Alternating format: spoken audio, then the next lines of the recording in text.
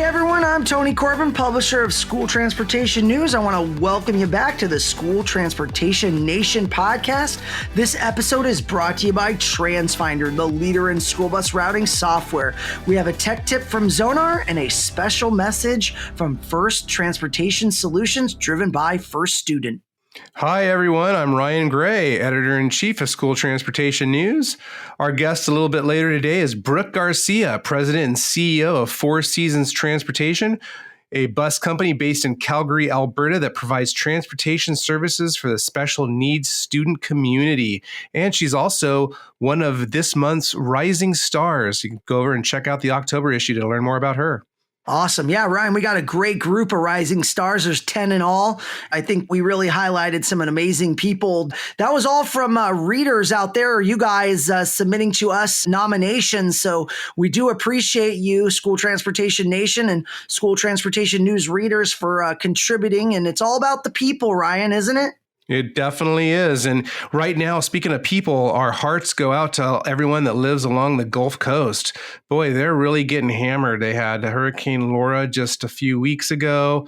Now, late last week, Hurricane Delta descended, basically in the same spot that Laura hit. So, wow. I mean, we talked about it back at the time with Laura, compounding all of the challenges with COVID-19. To have these storms and massive Category 2, Category 3 hurricanes, high storm surge, thousands of people in shelters. So really our prayers go out to everyone. Yeah, Ryan, our hearts go out to everybody. And we've got lots of COVID news, lots of stuff going on in Washington. Ryan, want to break down the latest and greatest for us? Yeah, so everybody wants to know about this COVID-19 stimulus. There was some momentum there over the summer. Seemingly, there were several bills that were passed out of either the House or the Senate, but they never could rectify them. The House still wants $2.2 trillion, and the Senate and the Trump administration wouldn't budge off of about $1.5 trillion. This past week, it seemed like there was going nowhere. Trump administration came back with an offer for $1.6 trillion, and then on Friday upped the ante a little bit to $1.8. So there's still about $400 million separating the two sides. But certainly with the election coming up, you know that politicians, they're scrambling to try to get a deal done because Americans are not happy, Tony. There's been a lot of people being very vocal about how they're struggling. They don't know how they're going to pay rent or their mortgage. Their businesses are going under. So again, talking about people, really hope that a solution comes to the surface very soon. Yeah, that bill is really needed, Ryan. I think $400 million amongst friends. I think we could get it done at 1.8. I hope that they come together and do that for the American people. It would be just outstanding. And so we'll see how it plays out. We also have the presidential debates, vice presidential debates, lots of topics being discussed in those arenas where we're talking about healthcare, taxes, kind of the Green New Deal. That was highlighted heavily in the vice presidential debate, where they seem to be focused heavily on green renewables and the possibility of that. So we'll see where the cards fall in November. But I would say there's some things the candidates are running on that could be really good for the school bus industry. Definitely. And it's really playing well into some conversations we're going to have in the new year around green school buses. Certainly, there's a lot of electric movement. So it's electrified, if you will. There was a lot of talk about it at Bus Technology Summit last month.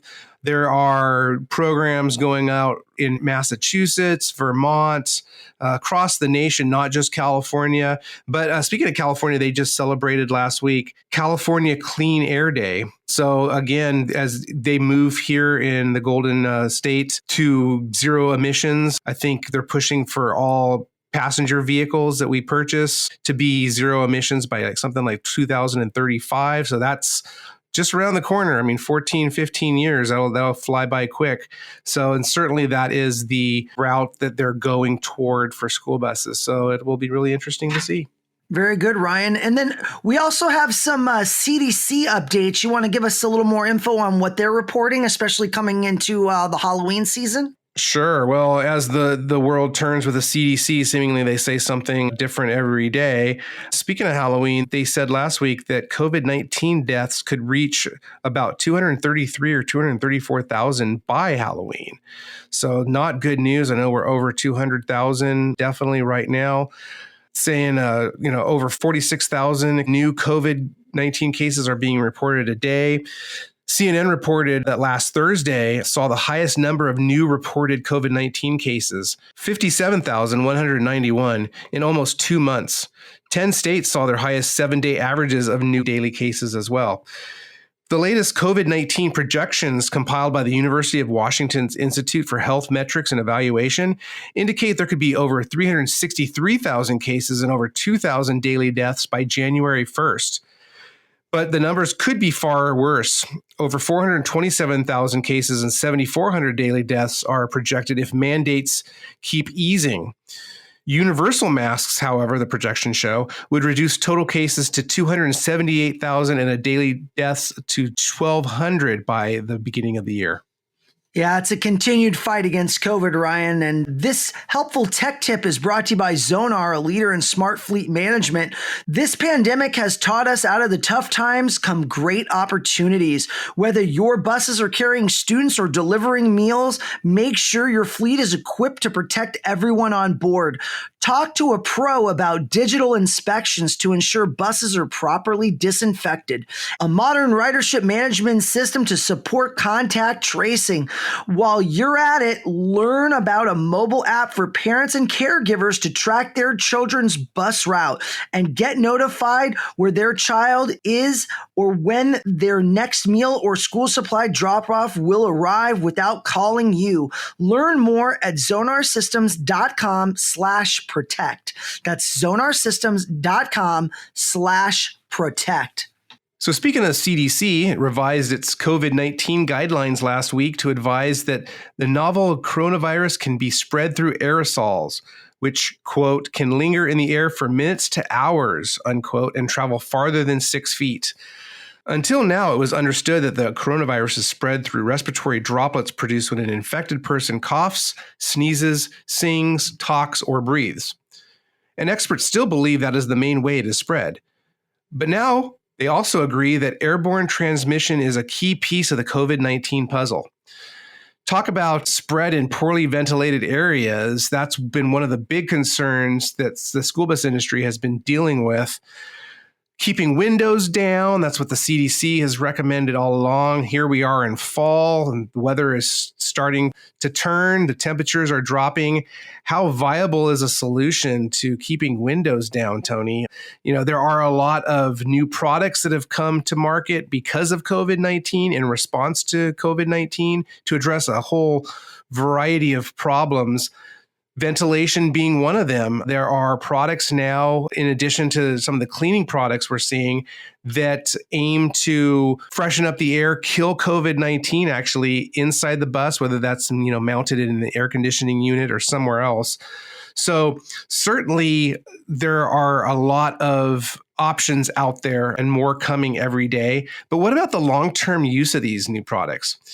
Well, over half of our readers responding to a survey that will be published in November said they plan to continue using or needing this equipment long after the health crisis comes to an end. Be sure to check out more of that information in November. So a couple weeks, we'll have some more information.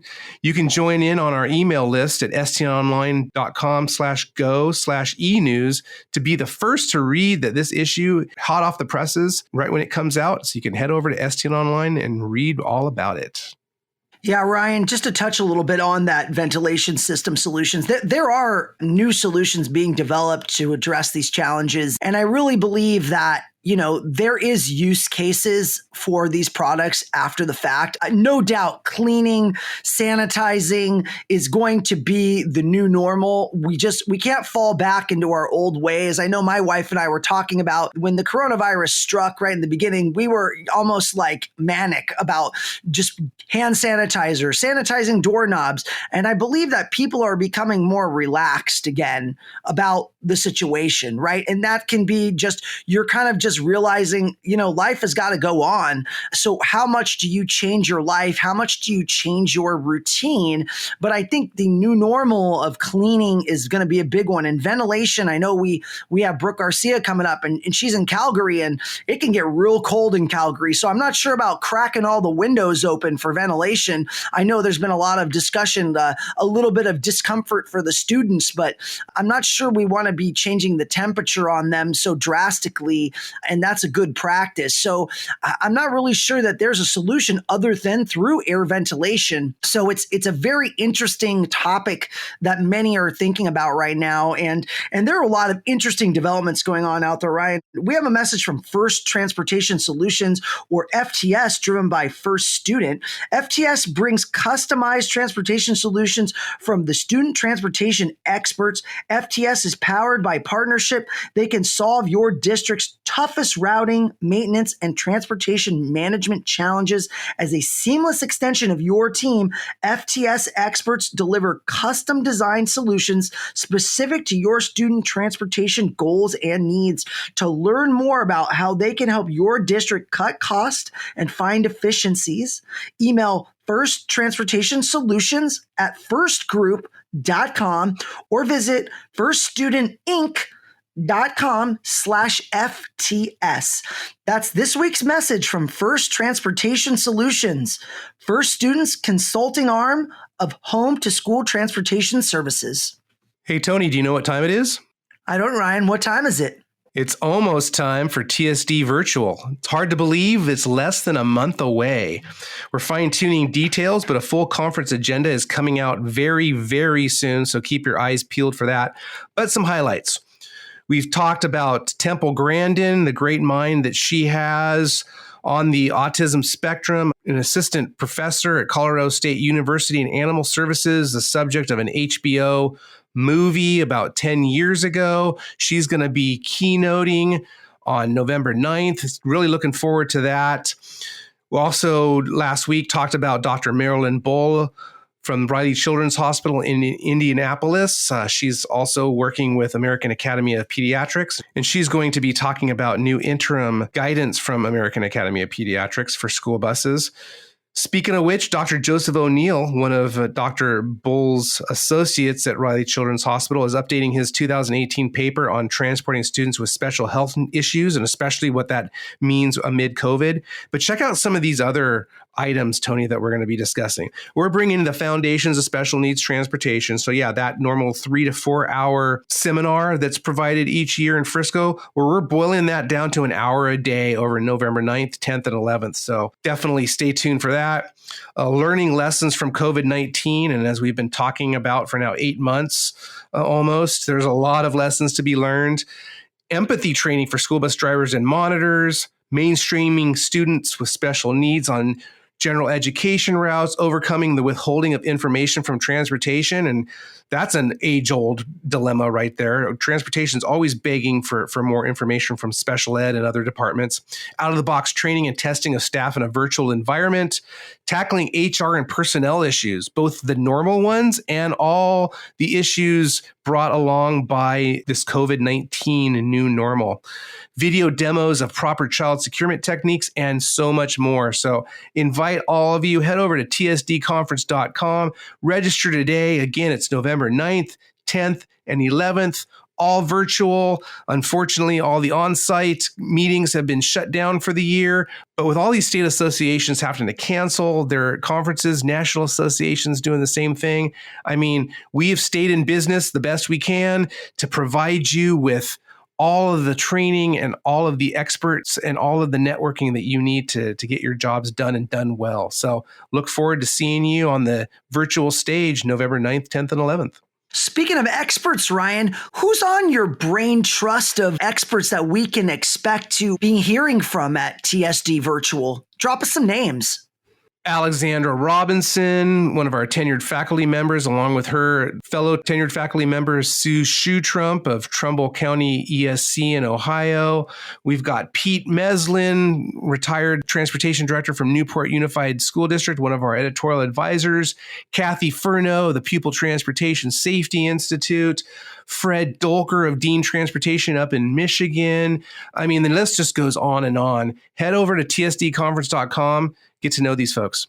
I'm so excited, Ryan, to see some familiar faces and hear from the experts on really how to tackle these major special needs challenges that we all face. COVID is just unlike anything we've ever seen, especially with high risk children in the special needs community. And I think it's more vital to participate in these types of events than ever to really get the information you need and all the legal information too, right? We've got our legal eagles that are out there trying to help us as well navigate these new waters and make sure that we're doing all the things we need to do to operate in a safe environment, also a legal way to make sure we stay in the good so we're not subject to lawsuits or other things. So there's a lot out there going on in that side of it. And I know Matt Doss, who spoke at our Bus Technology Summit, had a lot of thoughts on that.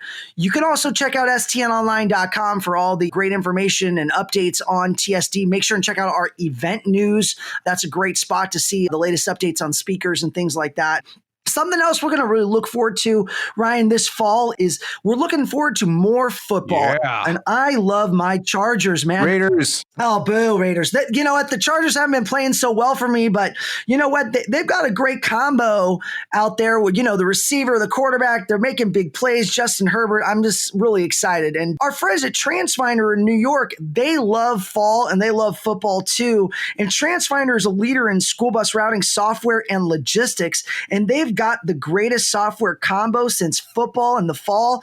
The combo is Route Finder Plus and Stop Finder. Route Finder Plus is so powerful, it will help districts build as many what-if scenarios as schedules continue to evolve this school year. And TransFinder's parent app, Stop Finder Geo Alerts, work seamlessly with Plus. Plus and Stop Finder go together like football and fall. To learn more about this combo, email getplus@transfinder.com or visit transfinder.com. Make sure you drop our name, the STN Podcast or School Transportation Nation in the subject line so you know we sent you there. Also, stay tuned because we'll be hearing from Brooke Garcia of Four Seasons Transportation in Canada, one of this month's rising stars featured in the October issue. We're joined today by Brooke Garcia, president and owner of Four Seasons Transportation, a contractor for special needs routes in Calgary, Alberta. Brooke, it's great to have you on. How are you doing today? Hi, Ryan. It's wonderful to be here. Thanks for having me. We're really good. Getting chilly up there. The fall season is upon you. Seeing the temperatures are down in the 40s, but no snow yet, right? So that's a good thing. Chilly for sure, but you know what? It's actually been quite a lovely October for us. So I'm grateful, and I'm not going to say anything else because I'm not looking forward to the snow. Oh, yes. And we don't want to jinx you. Yes. But speaking of a pleasant October, obviously still gripped by this COVID-19 nonsense. Good news is I was looking at the Alberta cases on the decline, doing a lot better than the rest of Canada, aren't you guys? Yeah, Alberta is actually doing a pretty great job at managing our cases right now. I'm not sure about every other province, but definitely Alberta, considering where we're coming down, and it seems to continue to be that way. So we're quite grateful about that.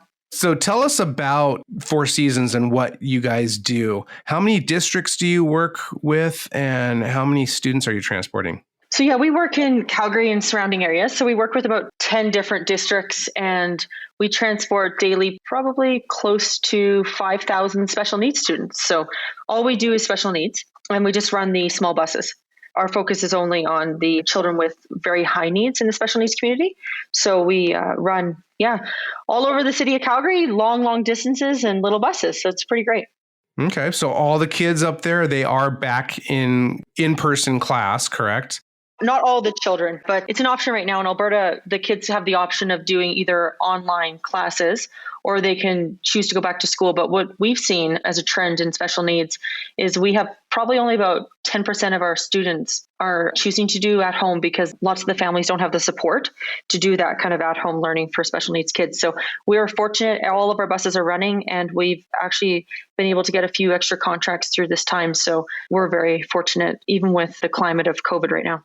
Okay. So then really your ridership is down about 10%. But from the standpoint of social distancing, what are the requirements that you have to adhere to up in Calgary? Yeah, so that's interesting. So here it's provincial. So based on every province, they have rules, basically. So here they have it under control. They're deciding that the students need to wear masks. They need to distance on buses, but special needs seems to be exempt from that in lots of ways. If, for instance, a student cannot put on a mask themselves, or if a student has any kind of certain disability sensory issues that they cannot wear a mask. Since our day-to-day with these kids is already very high needs and challenging, they don't want to add that extra stress. So what we're doing on our buses is we're taking the ownership onto the adult. So onto the driver, onto the bus attendant. They're the ones to ensure that they're keeping the kids safe by trying to distance where we can, sanitizing before and after each run, wearing the appropriate masks, shields, and gloves. But as far as it goes for kids, in special needs, there's not a lot of requirements unless they're actually able to be safely transported in a calm state. We're not forcing that on the kids. And what about the parents? As I know down here in the States, a lot of the school districts are requiring parents to basically fill out affidavits every day saying that their kids don't have any temperature or not showing any symptoms. What are parents beholden to up in your neck of the woods? Probably something pretty similar. Our parents are required to do a daily COVID screen. And since the school board see us as kind of an extension of the classroom, we don't take an additional one. We've asked in our protocol for the parents to do that daily.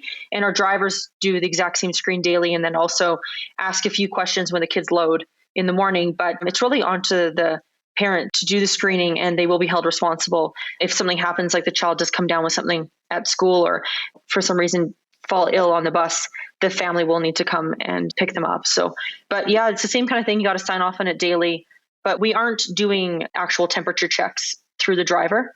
That wasn't something that our province required of us. But do those kids have to be temperature checked when they get to school? Depending on the board. Oh. Some boards are doing that, but not all boards, no. Okay. So obviously, from a standpoint of cleaning, I would think that you guys are doing a lot of new things. Your drivers are required to do that. What does cleaning and disinfecting on the bus look like? How many times a day? Is it between every run? Is it only once a day? What does that look like? No, yeah, our cleaning up protocol is way up, probably like every other contractor out there. We're doing our, first thing in the morning clean. After every single trip, it's cleaned. And then also additionally in the evening, we do an additional clean.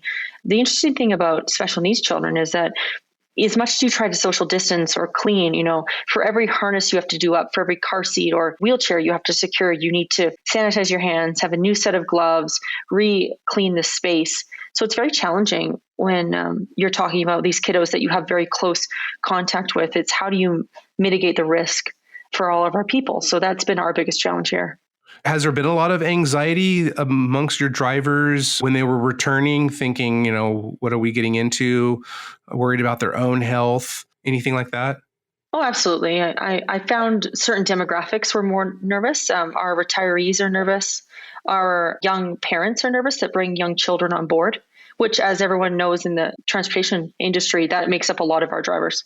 So that demographic was nervous, but we were really fortunate the last 6 months. We've really buckled down even tenfold on our training program. We put a lot of emphasis into training. We partnered with our local health services here and came up with a really awesome, some videos and some training stuff on how to keep themselves safe and how to keep the students safe. So we just really resorted to education on everything and how do we keep them informed and feel empowered that they're able to handle the situation. But, the first few weeks, there was a lot of nerves.